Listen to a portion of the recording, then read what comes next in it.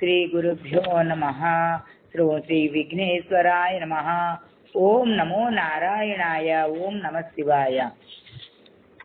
కార్తీక మాసము, కార్తీక పురాణము 12వ రోజు. ఈ రోజున 23, 24వ అధ్యాయాల గురించి పారాయణం చేసుకుందామండి. పురంజయుని గురించి మనం తెలుసుకుంటున్నాం కదా, ఆయనకి మోక్షం గురించి కూడా ఈ రోజు తెలుసుకుందాం. ఇది చెప్పిందంతా విన్న అగస్త్యుడు, ఓ మునిశ్రేష్ఠ, అత్రి మహర్షి అటు పిమ్మట పురంజయుడు ఏమి చేశాడో అది కూడా విన్నవించు అని కోరాడు. శ్రీమన్నారాయణ కృప వలన విజయం సాధించిన పురంజయుడు అయోధ్యలో అత్యంత వైభవంగా వర్ధిల్లాడు. ప్రజల జయ జయ ధ్వానాలతో ప్రకాశించాడు. చెడు నడతను విసర్జించాడు. దుష్ట భావాలను, దుష్ట నడతను దరిచేరనీయలేదు. దాన గుణాన్ని, సత్వసంధతను, నిత్య ధర్మాచరణను అలవరుచుకున్నాడు. యజ్ఞాలు, యాగాలు, పూజలు, పునస్కారాలు చేస్తూ శేష జీవితాన్ని గడిపాడు. ప్రతి సంవత్సరం వచ్చే కార్తీక మాసంలో కార్తీక వ్రతాచరణను ఆచరిస్తూ అరిషడ్వర్గాలను జయించి నిశ్చలమైన మనస్సుతో కల్మషరహితుడై పరోపకార పారాయణతో పరమ వైష్ణవుడుగా పరిమణించాడు.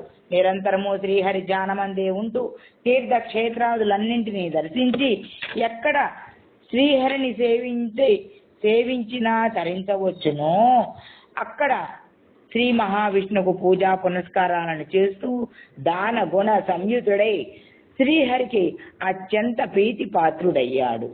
పురంజయుని పూజా పునస్కారాల వల్లను, దాన ధర్మాల వల్లను, పుణ్యక్షేత్ర సందర్శన మహిమ వల్లను ప్రీతి చెందిన ఆకాశవాణి ఒకనాడు పురంజయ కావేరీ నదీ తీరంలో శ్రీరంగనాథ స్వామి క్షేత్రంలో కొలువై ఉన్నాడు.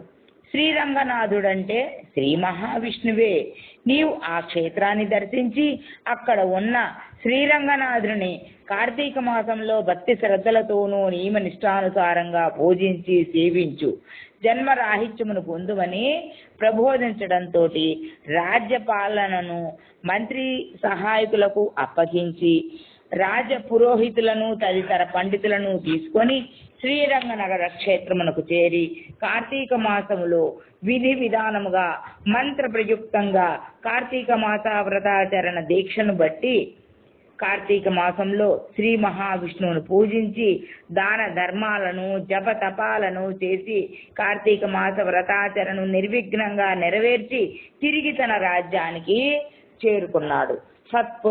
సత్పుత్ర పౌత్రాదులతోనూ పిల్లా పాపలతోనూ శేష జీవితాన్ని గడిపి అంతిమున భౌతిక వాంఛలందు విరక్తి చెందిన వాడై భార్యా సమేతంగా వానప్రస్థాన్ని స్వీకరించాడు. కార్తీక మాస వ్రతాచరణ వల్లను, విష్ణు సేవల వల్లను మరణాంతరము వైకుంఠ ప్రాప్తిని పొందాడు. ఇది 23వ అధ్యాయం సమతము. ఇక 24వ అధ్యాయం. అత్రి మహర్షి బోధించిన కార్తీక మాస వ్రత నియమాలను, పురంజయుని వృత్తాంతమును విన్న అగస్త్యుడు మహర్షి కార్తీక శుద్ధ ద్వాదశి యొక్క మహత్యమును విన్నవించమని కోరాడు. అప్పుడు అత్రి చెప్తున్నాడు, అగస్త్య, ఈ కార్తీక శుద్ధ ద్వాదశినే హరిబోధిని అని కూడా అంటారు. దీని విశిష్టత ఏమంటే, ఈ రోజు చేసిన వ్రతాచరణ వలన సమస్త తీర్థ స్నాన ఫలాన్ని, అగణిత యజ్ఞ యాగాదులు చేసినంత పుణ్యాన్ని పొందవచ్చు. ఈ కార్తీక మాసంలో ఒక రోజు కంటే మరొక రోజు అనేక రెట్లు గొప్పదవుతుంది. ఈ కార్తీక ద్వాదశి నాడు చేసిన వ్రతాచరణ 1,000,000 రెట్లు ఫలాన్ని ఇస్తుంది. విష్ణువు పట్ల భక్తిని పెంపొందిస్తుంది. ఈ రోజు చేసిన ఏ సత్కార్యమైన 1,000,000 రెట్లు ఫలాన్ని ఇస్తుంది. అంటే ఈనాడు ఏ ఒక్కరికి దానం చేసినా అది 1,000,000 మందికి చేసిన పుణ్యఫలాన్ని ఇస్తుంది. ఈ సత్కార్యములన్నీ ద్వాదశి గడియల్లోనే నిర్వర్తించాలి.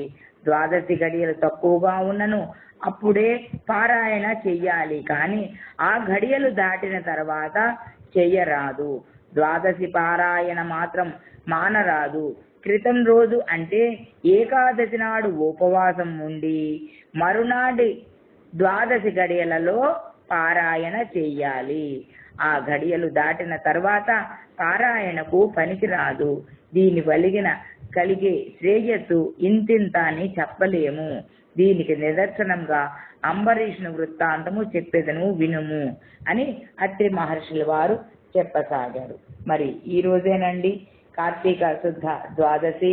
మరి నిన్న మొత్తం ఉపవాసం ఉన్నవారు ఈ రోజున ద్వాదశి గడియల్లోనే పారాయణ చెయ్యాలి. పారాయణ అంటే భోజనం చెయ్యాలి. స్వామికి నివేదన చేసుకున్న భోజనాన్ని చెయ్యాలి. తర్వాత అంబరీషుని వృత్తాంతం గురించి తెలుసుకుందామండి. అగస్త్య ద్వాదశి పారాయణము అత్యంత ఫలదాయకము. కార్తీక శుద్ధ దశమి నాడు పగలంతా ఉపవాసముతో ఉండి రాత్రి భోజనం చెయ్యాలి. ఆ మరునాడు అనగా కార్తీక శుద్ధ ఏకాదశి నాడు ద్వాదశి గడియలు దాటకుండానే పారాయణ చెయ్యాలి, భుజించాలి. ఇలా చేయటాన్నే ద్వాదశి పారాయణం అంటారు. అంబరీషుడు అట్లే చేసి అత్యంత మహిమను పొందగలిగాడు. అతని వృత్తాంతమును వినుము అంటూ చెప్పసాగాడు.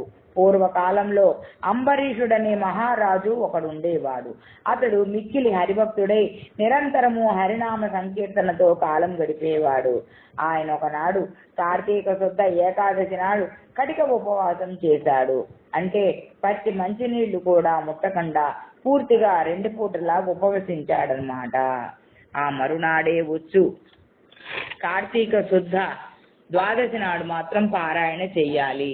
ఆ ద్వాదశి గడియలు దాటకుండా ప్రారంభం చెయ్యాలనే నియమం కూడా ఉన్నది కనుక ఆ ద్వాదశి నాడు ఆయన వేకునే లేచి పూజా పునస్కారాలు ముగించుకొని ద్వాదశ గడియలు దాటకుండా పారణ చెయ్యాలనే తపనతో త్వరగా భగవత్ ఆరాధన చేసి తాను కూడా తినాలి అని అనుకున్నాడు.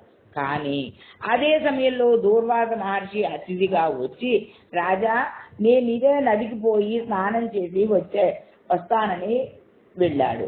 అలా వెళ్ళిన దూర్వాసుడు ఎంతసేపటికి రాకపోయేసరికి అంబరీషునికి ఆతురత ఎక్కువైంది. ద్వాదశి గడియలు అయిపోవడానికి మరికొంత గడువు మాత్రమే ఉంది. ద్వాదశి పారణ ద్వాదశి గడియల్లోనే చెయ్యాలి. ఈ విషయాన్ని అతిక్రమించకూడదు కదా. మరి అతిథి రాకుండా ఆరగించడం అమర్యాద కదా, ఎలా అనుకుంటూ తనలో తనే మదన పడిపోసాగాడు. అతిథి వచ్చే వరకు ఆగి అతిథితో సహా ఆరగించడం గృహస్థు ధర్మం కదా. మరి ఆ అతిథి అయిన దూర్వాసుడు వచ్చేసరికి ద్వాదశ గడియలు దాటిపోయేటట్లు ఉన్నాయి. అతిథి రాకుండా ఆరగిస్తే అతిథిని అవమానించినట్లవుతుంది. ద్వాదశి గడియలు దాటిన తర్వాత ఆరగిస్తే ద్వాదశి వ్రతాచరణ భంగమవుతుంది. ఎలారా భగవంతుడా అనుకుంటూ తనలో తానే కుమిలిపోసాగాడు. ఎందరెందరో మహానుభావులను పండితోత్తములను అడిగి చూశాడు. అందరూ ముక్త కంఠంతో ద్వాదశి వ్రతాచరణ భంగం చేసిన వారు విష్ణు భక్తిని విసర్జించిన వారు అవుతారు అని చెప్పారు. ద్వాదశి వ్రతాచరణ భంగం వలన ఇంతకు ముందు చేసిన ద్వాదశి వ్రతాచరణ ఫలాన్ని కూడా పోగొట్టుకున్న వారవుతారని, అట్టి వారు కడుపాపులై కమలనాభునికి క్రోధానికి గురువవుతారని చెప్పారు. మరి కొంతమంది ద్వాదశి వ్రతాచరణ భంగం వల్ల పుణ్యఫలం క్షీణిస్తుందని, శత్రువృద్ధి కలుగుతుందని చెప్పారు. మరికొంతమంది వేద విప్రులు, రాజా సర్వంతర్యామి అయిన ఆ సర్వేశ్వరుడు సమస్త జీవరాశుల్లోనూ జఠరాగ్ని రూపంలోనూ ఉంటారు కదా. ఆ జఠరాగ్నిని ప్రజ్వలింపజేసే మనం ప్రాణవాయువే కదా. ఈ ప్రాణవాయువు వలన జఠరాగ్ని ప్రజ్వలింపబడటంలో శక్తి నశిస్తుంది కదా. మరలా మనం ఆ శక్తిని పొందడానికి వచ్చే సంకేతమే ఆకలి. ఆ ఆకలి ద్వారా మనం మరలా శక్తిని పొంది జఠరాగ్ని చే దానిని దహింపచేస్తున్నాము, జీర్ణింపచేస్తున్నాము. కావున యుక్తాహారం చేతనే జఠరాగ్నిని శాంతింపచేయాలి. అదే జీవుని లక్షణం. మనం ఆహారంగా భక్ష్య భోజ్య చోష్య లేజ్య రూపాదులతో దానిని తీసుకుంటున్నాము. దీనినంతా గ్రహించేది జఠరాగ్నియే. ఆ జఠరాగ్నిలో ఇవన్నీ జీర్ణము కాబడి శక్తినిస్తోంది. తద్వారా మనం జీవించగలుగుతున్నాము. జీవులలో ఉండే జఠరాగ్నియే జగన్నాథ స్వరూపం. కావున అన్నార్తితో వచ్చిన అతిథిని విస్మరించి ఆరగించరాదు. పైగా వచ్చిన వాడు భూసురుడు, విప్రుడు, బ్రాహ్మణుడు. మరి బ్రాహ్మణ అవమానం వల్ల కీర్తి, అధర్మం, ఆయుష్కు ఐశ్వర్యం సర్వం నశించిపోతాయి. తాత్కాలికంగా ఏమీ జరగకపోయినా అతని వంశం అష్టకష్టాల పాలవుతుంది అనడంలో సత్యం. బ్రహ్మత్వం కలిగిన వాడు బ్రాహ్మణుడు కావున వారు దైవ స్వరూపులుగా భావింపబడుతున్నారు కనుక వారిని అవమానించడం దైవ దూషణ చేయడమే అవుతుంది కదా.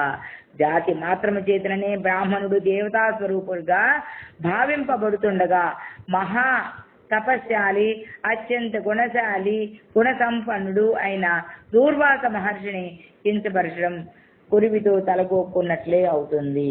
మరొక విధంగా ద్వాదశి వ్రతాచరణ భంగం వల్ల ముందు రోజైన ఏకాదశి ఉపవాసమును కూడా భంగం కలుగుతుంది. ఏకాదశి వ్రత భంగానికి ప్రాయశ్చిత్తమే లేదు కదా. కావున అతిథిని ద్వాదశి వ్రత చరణము రెండింటినీ అతిక్రమించరాదు. మరి ఈ మీమాంస నుండి బయటపడేది ఎట్లాగా అని మదన పడిపోసాగాడు అంబరీషుడు. ఇక మిగతా పారాయణం రేపటి రోజున చేసుకుందామండి. 24వ అధ్యాయం సమాప్తం. ఓం నమః శివాయ. ఓం